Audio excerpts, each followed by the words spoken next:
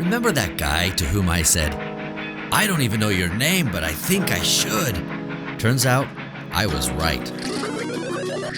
A little while later, he calls me and says, "Hey, let's go fly around Sedona."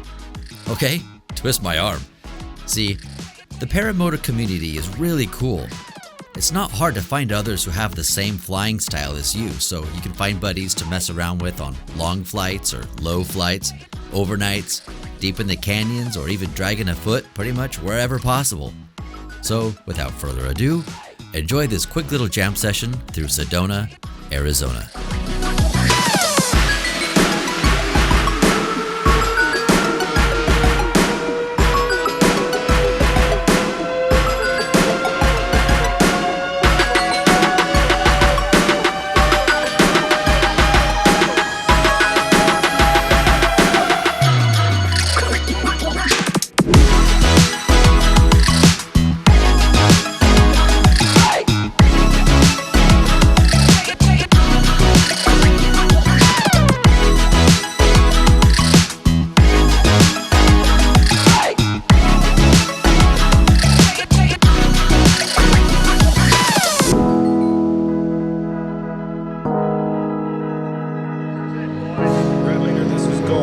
I copy, Gold Leader. I'm presenting for the target check now.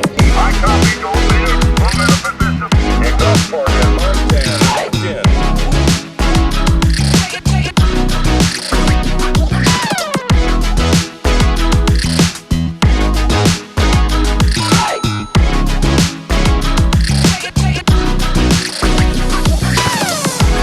This is Gold Leader. We're starting our attack run.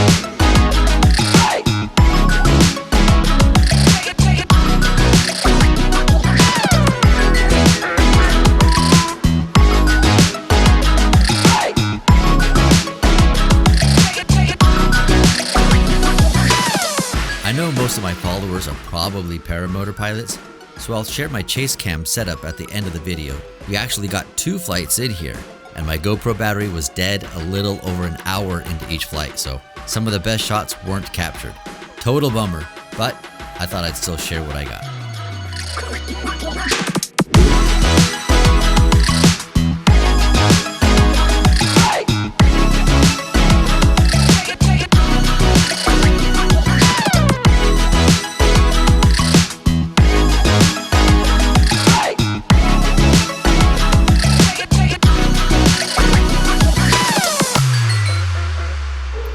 Okay, thanks for watching everybody, and I hope you enjoyed some of that Sedona flight.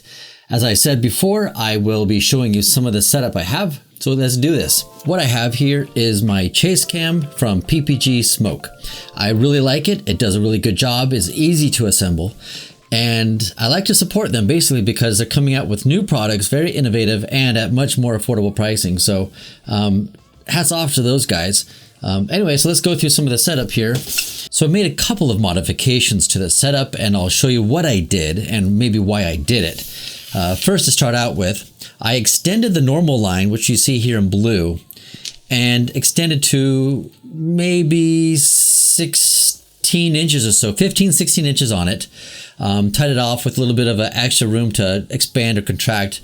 And I found that this little bit of extra space gave me just a little bit more distance of pulling the camera back without getting too far back to encapsulate the entire the wing and the motor in the shot. And it took a lot of practice on getting that angle just right. But I found that this is the best length for me. I know other people have successes at different lengths, but for my wing and the speed that it flies, it really does make a difference. If you're flying slower, it's going to hang down more. And I notice that when I let my trims out and I'm going faster, it glides up higher and the angle changes a little bit. So depending on your wing, you have to do a lot of trial and error, but this length works best for me. Okay, so let's talk about some of the actual mechanical settings that I have on this. I have chosen the 2 spines that are not just off of the center channel right here.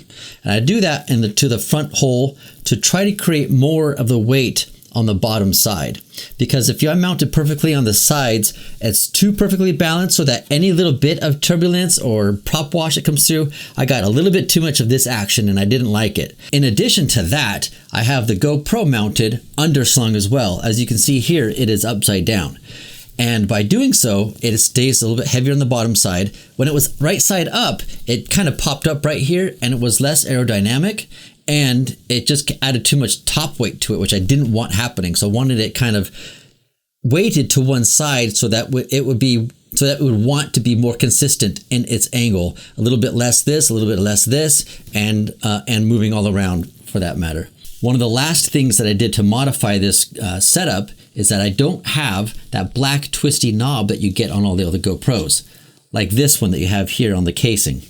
So I took mine off, I shaved it off, and I made a tiny little bolt there. And what that does is it takes a bit more weight off of it so I can balance it better.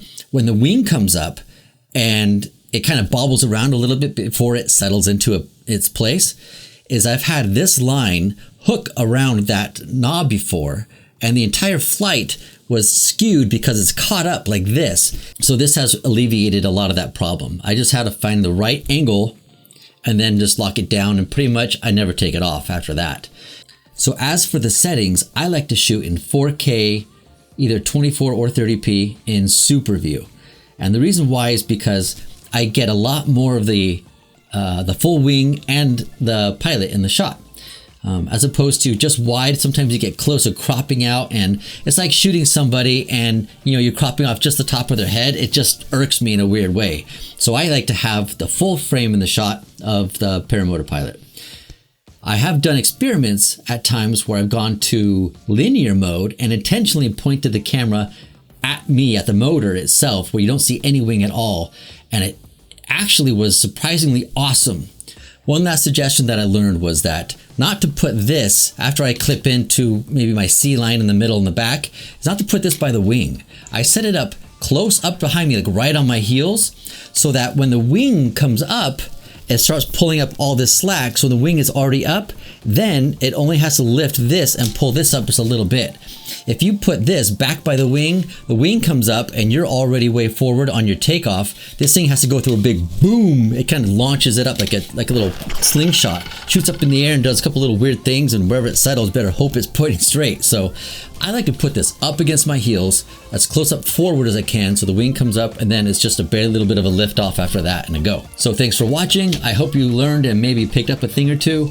Stay tuned and subscribe, because I will have a pretty cool video coming out hopefully later this year up from the Lake Powell area. And remember,